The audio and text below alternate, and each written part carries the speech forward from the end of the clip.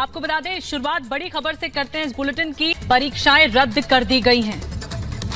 बड़ी खबर आ रही है, 10वीं और 12वीं की परीक्षा रद्द की गई है। 12वीं के छात्रों को विकल्प दिया गया है। बता दें आपको कि हालात ठीक होने पर चाहे तो परीक्षा हो सकती है, यह भी कहा गया है। 10वीं की परीक्षा पूरी तरह से रद्द कर दी गई है। सबसे बड़ा सवाल यही है कि क्या बोर्ड परीक्षाएं टाली जाएं। इसके लिए दोनों तरफ दलीलें दी जा रही हैं और इस मामले को अच्छी तरीके से समझने के लिए हमारे साथ अब दिल्ली के डिप्टी चीफ मिनिस्टर और आप एजुकेशन पर आपका खास बल है, मनीष सिसोदिया हमारे साथ जुड़ गए हैं। मनीष जी, मैं सबसे पहले आपसे सीधे सीधे ये सवाल पूछना चाहता हूं, आपकी सरकार का या आपका क्या विचार है? आप शिक्षा मंत्री भी हैं, परीक्षाएं।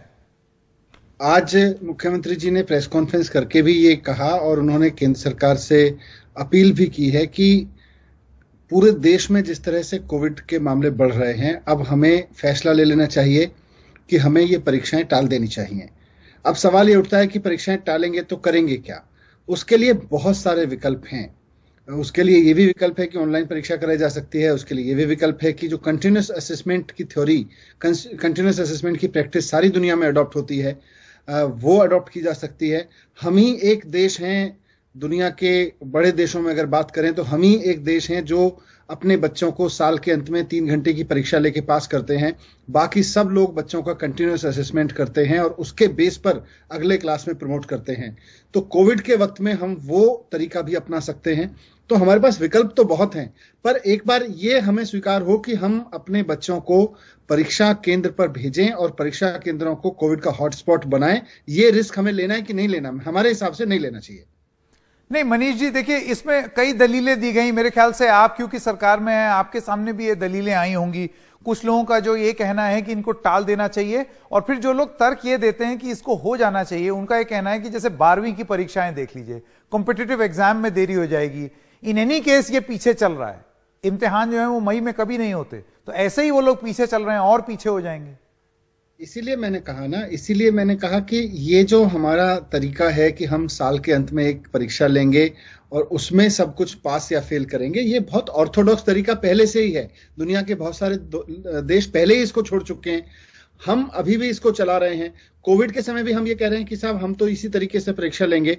मेरा सवाल जो है यहाँ ये था, आज जब हम बात कर रहे थे, कि अगर आपने पुराने तरीके से पढ़ाया ही नहीं, पूरे साल बच्चों को ऑनलाइन पढ़ाया, तो पुराने तरीके से ही आप बच्चे को परीक्षा लेके पास करेंगे, ये जिद ठीक नहीं है। आप नए तरीके अपनाइए। नए तरीके अपना के, मैं ये नहीं कह रहा आगे बढ़ा दीजिए, आगे बढ़ाने का कोई सॉल्यूशन नहीं है। आगे बढ़ाएंगे, अभी आपको पता नहीं है कि कोविड की सिचुएशन आगे क्या रहने वाली है, कितना आगे बढ़ाएंगे, अनसर्टेनिटी बनी रहेगी।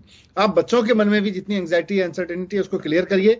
उनको बताइए कि हम अब आपको इवेल्युएट करने का, हम आपके असेसमेंट करने का ये तरीका अपना रहे हैं। पर मनीष जी, वो यूनिवर्सिटी में कैसे दाखिल होंगे? एक सवाल ये भी है ना कि जैसे अब यूनिवर्सिटी में मार्क्स कट ऑफ होगा, मार्क्स मांगे जाएंगे, तो ये आप कंटिन्यूअस असेसमेंट से वो यूनिवर्सिटीज में कैसे दाखिल होंगे? अच्छा, ये तो हम दिल्ली यूनिवर्सिटी और विश्वविद्यालयों की बात कर रहे हैं। किसी को अगर फॉरेन यूनिवर्सिटी में दाखिल होना हो तो इन सब चीजों के लिए ये 12th की परीक्षा का बड़े मायने होते हैं। फॉरेन यूनिवर्सिटीज के लिए तो खास तौर से 12th की परीक्षा में आने वाले ग्रेड्स बिल्कुल मायने नहीं रखते। वो आपका एक अलग तरीके से असेसमेंट करते हैं। हमारे यहाँ IIT वगैरह जो एग्जाम लेते हैं, वो भी एक अलग तरीके का एग्जाम चल रहे हैं, उसको भी ऑनलाइन किया जाने की जरूरत है। लेकिन मैं कह रहा हूँ टालने की जरूरत नहीं है। आप इसको कैंसिल करिए कि हम 3 घंटे की परीक्षा में बच्चे को इवेल्युएट करेंगे। आप इवेल्युएशन का फॉर्मूला बनाइए और बच्चे को इवेल्युएट करिए। उसका, जैसे मैं अगर ऑफ हैंड आपसे बात करूं, पिछले 1 साल में आपने बच्चे को ऑनलाइन पढ़ाया है, उस बच्चे ने बहुत सारे असेसमेंट, उसके जो लगातार उसके कुछ यूनिट टेस्ट हुए होंगे, उसके टर्म एंड एग्जामिनेशन हुए होंगे, उसके आपने बहुत सारे प्रोजेक्ट्स दिए होंगे, उसके पार्टिसिपेशन रहा होगा बहुत सारी चीजों में, लास्ट में प्रैक्टिकल भी काफी हद तक हुए। तो इन सब को देखते हुए आप बच्चे को असेस करके अगले क्लास के प्रमोट के लिए उसको मार्कशीट बनाइए, उसको दीजिए। उसका कोई ऑनलाइन एग्जाम लेना है तो ऑनलाइन एग्जाम लीजिए। 10वीं में तो ये हो सकता है, 12वीं में कैसे होगा? स्कूल लिविंग एग्जाम में ये कैसे लागू हो सकता है? क्यों नहीं हो सकता? 12वीं की भाई अल्टीमेटली 3 घंटे की परीक्षा में ही बच्चा पास या फेल होगा। मैं तो आपसे यही कह रहा हूं ना कि 3 घंटे की परीक्षा में पास या फेल करने की जो जिद है, पहले तो उससे छोड़ना पड़ेगा। नहीं जी, और भी तरीके दुनिया में है, और दुनिया में नए तरीके निकल आए हैं, नए तरीके अपनाए जा रहे हैं आज अपने बच्चों को पढ़ाने के लिए, अपने बच्चों को आगे बढ़ाने के लिए। हम कोविड के समय में बच्चा का, आप ये सोचिए, बच्चा अगर हमसे उल्टे ये पूछे कि साहब आप मुझसे परीक्षा तो ले रहे हो वो जो आप पिछले 20 साल से लेते आए हो उस तरीके से, पढ़ाया आपने मुझे इस साल नए तरीके से, जब आप मुझे पुराने तरीके से पढ़ा ही नहीं रहे तो आप मेरी परीक्षा नए तरीके से क्यों नहीं लेते? पुराने तरीके से परीक्षा कैसे ले सकते हैं आप मेरी? पर उसके लिए यूनिवर्सिटीज भी तो खुले मन से ये स्वीकार करें ना। अच्छा, सबसे बड़ी चुनौती इतनी जल्दी एग्जाम कराने की ये जो नई प्रणाली जो आप प्रस्तुत कर रहे हैं ये लागू हो सकती है? 4 मई से तो इम्तिहान ही है। बिल्कुल हो सकती है। आपको बस डिसीजन लेना है। आपको डिसीजन लेना है कि हम अपने बच्चे की फाइनल मार्कशीट जो बनाएंगे वो 3 घंटे की परीक्षा के आधार पे नहीं, पिछले 1 साल में हमने ऑनलाइन पढ़ाते हुए उसके जितने भी असेसमेंट किए हैं, ऑफलाइन, ऑनलाइन, सेमी ऑनलाइन, जितने भी असेसमेंट किए हैं उसके बेस पे बनाएंगे। आप डिसाइड कर लीजिए, हम ऑनलाइन परीक्षा लेंगे बच्चों की, ऑनलाइन दे देंगे बच्चे। मेरे ईमेल, मेरा सोशल मीडिया फ्लडेड है बच्चों की तरफ से, पेरेंट्स की तरफ से रिक्वेस्ट कर रहे हैं लगातार, सर किसी भी तरह से हमारे बच्चों के पे रिस्क मत लीजिए, हमारे बच्चों की जान हमको बहुत प्यारी है। मैं ये नहीं कह रहा कि यूनिवर्सिटी के एडमिशन लायक मत बनाइए उसको, लेकिन एक एग्जाम, पुराने तरीके का एग्जाम आप लेना चाहते हैं, मैं उससे खिलाफ हूं। आप पुराने तरीके का एग्जाम हटा के नए तरीके से एग्जाम लीजिए, उसको बच्चे को इवेल्युएट कीजिए, उसके पुरानी परीक्षाओं पे। मनीष जी, कुछ बच्चे ऐसे भी हैं जो उनका ये कहना है कि हम पढ़ाकू हैं, हम मेहनत करते हैं और हम इम्तिहान देना चाह रहे हैं। इस तरीके की प्रक्रिया जो है वो जो नहीं पढ़ना चाहते हैं या जो इम्तिहान नहीं देना चाहते हैं उनको लाभ पहुंचेगा इससे। जो पढ़ाकू बच्चे हैं उनका क्या होगा? नहीं, पढ़ने वाले बच्चों ने भी पिछले पूरे साल में पढ़ने के बीच में जितने एग्जाम दिए होंगे उन्होंने अच्छा परफॉर्म किया होगा, उनको भी चिंता नहीं होनी चाहिए इस बात की। चिंता हम सबको इस बात की है कि हमारे बच्चे अगर स्कूल में जाएंगे परीक्षा देने के लिए, मैं दिल्ली की बात कर रहा हूं, दिल्ली में अगर 6 लाख बच्चों को मैं 1 महीने में एग्जाम दिलवाने के लिए स्कूल में बुलाऊंगा, आपने बोला अभी 5 मई से लेके और लगभग 10 जून तक सारे एग्जाम होने हैं, 4 मई से लेके लगभग इस 1.25 महीने के दौरान 6 लाख बच्चों को लगातार एग्जामिनेशन सेंटर्स पे बुलाना बहुत बड़ा रिस्क है। हमें ये रिस्क नहीं लेना चाहिए। लेकिन वो उन गरीब बच्चों का क्या होगा जिनके पास घर में उस तरीके की फैसिलिटीज नहीं है कि वो ऑनलाइन इम्तिहान दे सकें? अभी ऑनलाइन पढ़ाया भी है सबने ऑनलाइन। मैं तो सरकारी स्कूलों को बहुत क्लोजली देख रहा हूं। हमारे 95% बच्चों ने ऑनलाइन क्लास अटेंड की है, 5% बच्चों ने सेमी ऑनलाइन क्लास अटेंड की है, लेकिन सबने यूनिट टेस्ट दिए हैं, सबने टर्म एंड एग्जामिनेशन दिए हैं, सबने अपने प्री बोर्ड एग्जामिनेशंस दिए हैं। अगर आप मुझे लिबर्टी दें, मैं चाहूंगा कि हमारे बच्चों ने पिछले 1 साल में ऑनलाइन क्लास के दौरान जितने भी टेस्ट दिए उनके बेस पर, और उसमें परफॉर्मर बच्चा उसमें भी परफॉर्मर था, जो लेसर परफॉर्मर था इसमें भी लेसर परफॉर्मर रहा होगा।